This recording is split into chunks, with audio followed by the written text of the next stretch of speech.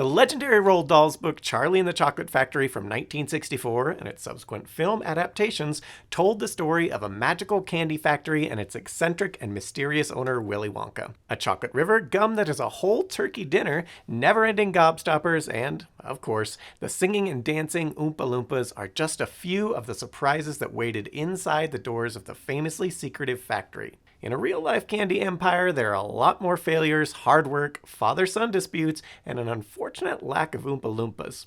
What follows is a tale of how the Mars Candy Company went from a small candy business started by a polio-stricken teen to one of the largest candy companies in the world. Along the way, giving the world some of its biggest candy staples, including the M&M, which you can now probably guess what one of the M's stands for, but we'll save for the bonus facts later what the other is.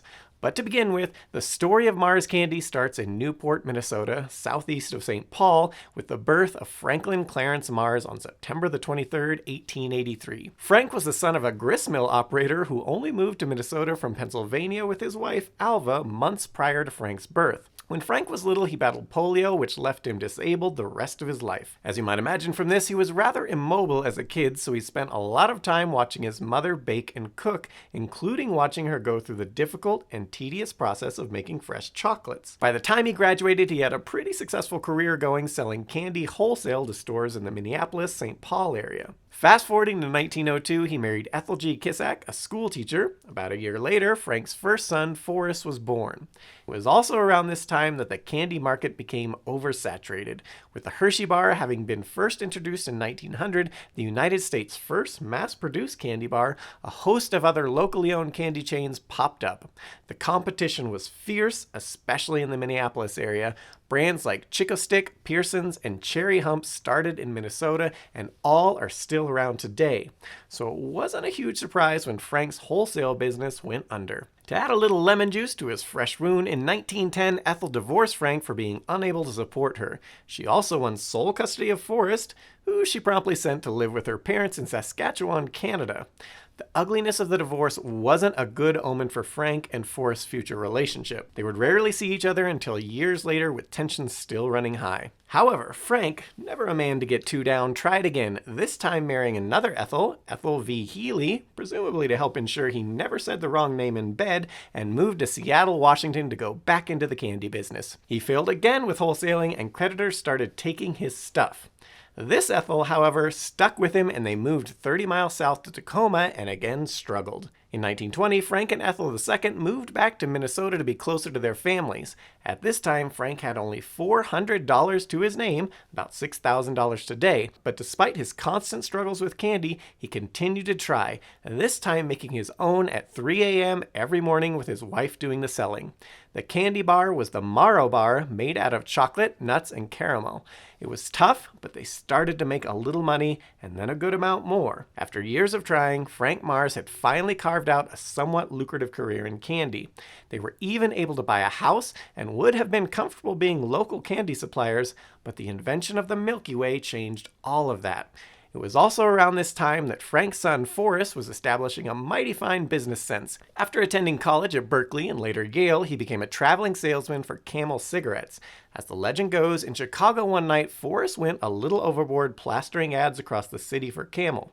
He was arrested, but his estranged father bailed him out. While at a soda counter, Forrest looked into his chocolate malt glass and said, "Why don't you put a chocolate malted drink in a candy bar?" Nougat had been invented in Italy in the 15th century, but a variation of whipped egg whites and sugar syrup, instead of the normal honey, was invented by the Pendergast Candy Company in the early 20th century. They were based in Minneapolis, and the nougat became known as Minneapolis Nougat, and in fact, Frank Mars had started using nougat in his candies back in 1920. He even called his company the Nougat House for a time. But this time, in 1923, he mixed it with chocolate and put caramel on top of it. Using his cosmic name as inspiration, he called it the Milky Way. Within a year, Mars sales jumped by tenfold, grossing around $800,000, about $15 million today. Mars Company quickly launched into orbit. They moved their headquarters to near Chicago, and in 1928, just 5 years after introducing the Milky Way, they were making $20 million in gross revenue, about $362 million today. In 1930, they introduced the Snickers bar, named after Frank's favorite horse, and soon soon after The Three Musketeers. At this point, Frank started living in grand fashion, buying fast cars, big houses, and a horse farm for the wife who stuck with him through it all, unlike the previous. Meanwhile, Forrest didn't like what he saw. Knowing that there was more profit and security to be had by cutting costs and expanding the business into other areas, he tried to convince his father to give him a third of the company and let him expand to Canada, Forrest's home country.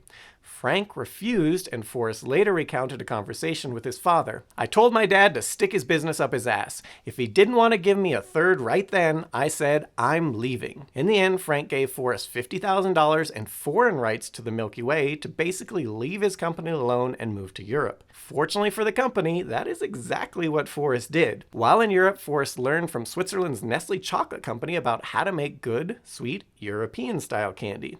He thus tweaked the recipe of the Milky Way to make it more sweet and called it the Mars bar. It sold even better than the Milky Way in Europe, amassing Forrest his own considerable fortune. Frank passed away in 1934 at the young age of 50. His wife, Ethel Part II, took over the company, then Frank's half-brother, William L. Krupenbacher, when Ethel was too ill to run it.